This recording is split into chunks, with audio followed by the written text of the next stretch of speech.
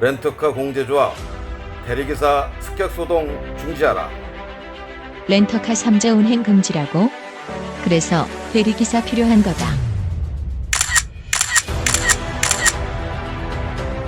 어느 날 대리기사에게 날라온 한 통의 등기우편이 많은 대리기사들을 울분과 당황 속에 몰아넣고 있습니다.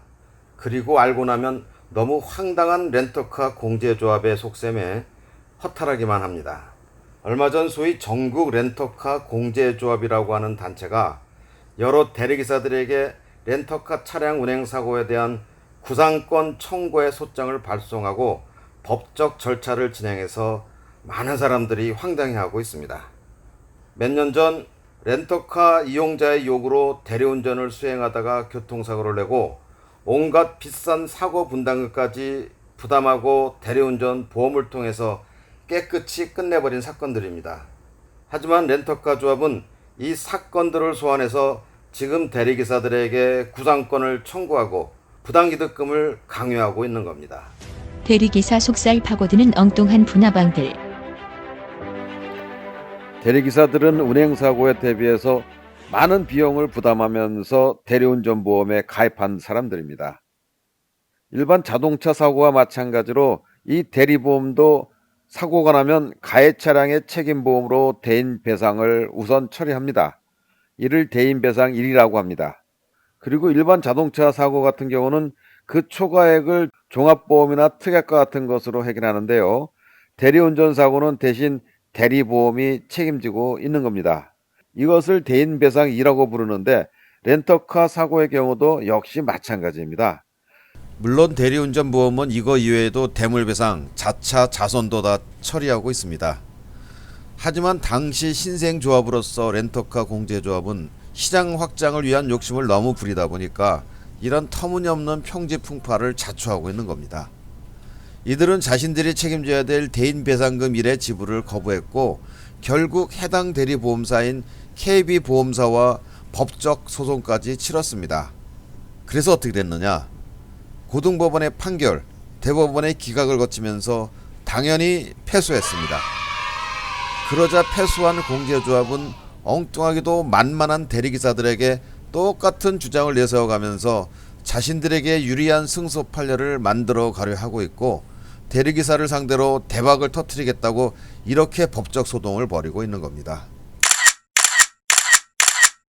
이번 렌터카 공제조합의 이러한 소동은 대리기사들의 사활을 건 해악질입니다.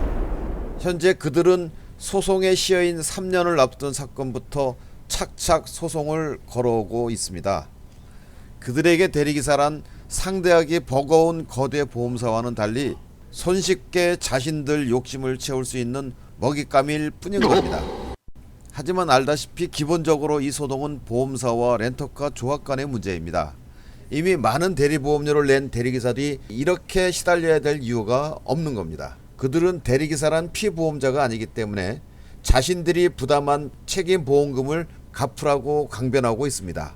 그리고 그 주된 명분이란 게 제3자의 렌터카 운행은 계약 위반이다 하는 겁니다. 하지만 렌터카 3자 운행 금지라고? 그래서 대리보험 대리기사가 필요한 거다. 대리기사가 계약 위반이라고요? 무슨 소리입니까? 대리기사는 그들과 아무런 계약 관계가 없는 사람 아닙니까? 만보를 양보해서 그들 주장처럼 렌터카 3자 운행 금지의 계약 위반이라 한다면 그것은 계약 당사자인 렌터카 이용자한테 따져야 될 문제 아닙니까? 이거 너무 상식적인 얘기 아닙니까? 렌터카 업계는 일반적으로 계약 당사자 외 3자 운행을 금지하는 계약을 체결한다 합니다. 좋습니다. 하지만 그 이용자가 만약에 음주 중이라면 어찌해야 되죠? 누군가 대신 운전해 줘야 되는 거 아닙니까? 그리고 그 문제를 해결해 주는 게 대리운전 보험이고 대리기사 아닙니까? 사실 너무 당연한 얘기입니다. 대리보험에 가입한 대리기사가 있기 때문에 렌터카 운행을 할 수가 있는 것이고 그래서 자칫하면 우리 사회에 만연할 음주운전의 참담한 비극을 막고 있는 겁니다. 대리기사, 대리보험이 있기 때문에 시민들은 음주 후에도 안전하게 렌터카를 이용할 수가 있는 겁니다. 그리고 사실 이들의 존재가 있기 때문에 렌터카 업계도 마음껏 사업을 운영할 수 있는 거 아닙니까? 이리도 중요한 역할을 담당하는 대리기사들에 대해서 사회가 합당한 대우를 하고 응원을 해주지는 못할 망정 꼭 이리도 부당한 고통을 안겨줘야만 하겠습니까? 일반적으로도 자동차 사고가 나면 그 가해자가 차주건 아니건 해당 차량의 책임보험으로 대인배상일을 처리한다고 합니다. 차량 소유자의 운행 지배권과 차량 운전자로서의 지위를 따지기 때문이라 합니다. 차량 사고로 인한 피해자들의 피해를 최소화하기 위해서 취하는 전사회적인 조치인 것이고, 이것은 이미 여러 대법원 판례를 통해서도 거듭 확인되어 온 법적 조치입니다.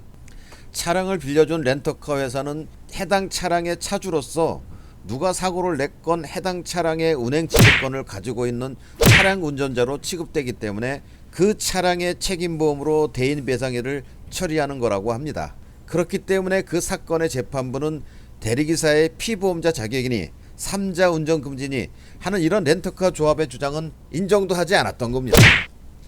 결국 렌터카 공제조합은 자신들의 사적 욕심을 채우기 위해서 피보험자 자격이니 렌터카 3자 운행 금지니 하는 주장을 하면서 결국 대리기사의 렌터카 운행을 부정하는 자기 모순에 빠져버린 겁니다. 하라는 건가 말라는 건가? 우리는 사법부에 묻습니다. 대리기사가 렌터카 운행을 하란 말입니까? 말란 말입니까?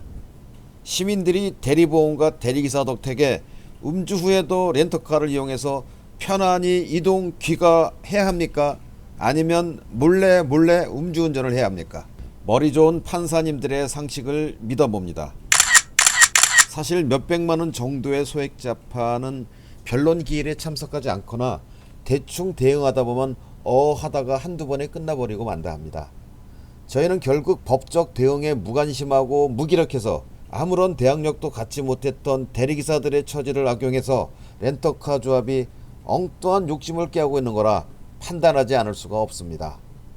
만약 대리기사가 이 억울한 구상금을 부담해야 한다면 그들은 당연히 대리운전을 주문한 해당 렌터카 이용자에게 손해배상을 청구해야 합니다.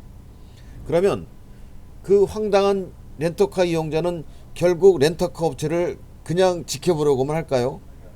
그렇다면 이제 렌터카 이용자는 어떤 경우건 대리기사와 대리운전을 이용하면 안 되는 겁니다.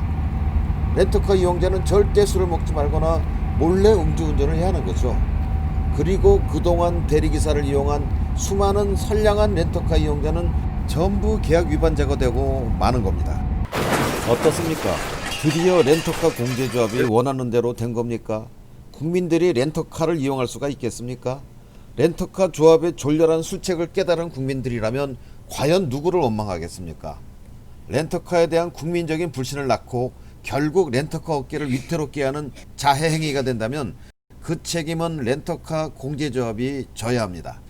전국 렌터카 공제조합, 그들은 국민들의 음주운전을 주장하는 반사회적인 범죄 집단에 불과한 겁니다.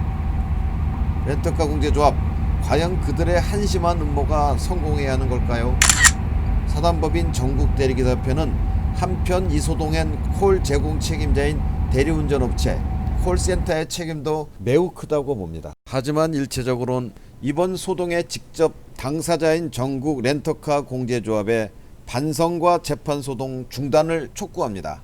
사회적 상식으로나 사회정의로나 절대 불가한 일들을 재판 싸움으로 몰고 가는 그들의 행포는 어떠한 사회적 설득력도 또한 실익도 없는 폐악질이 되고 있습니다.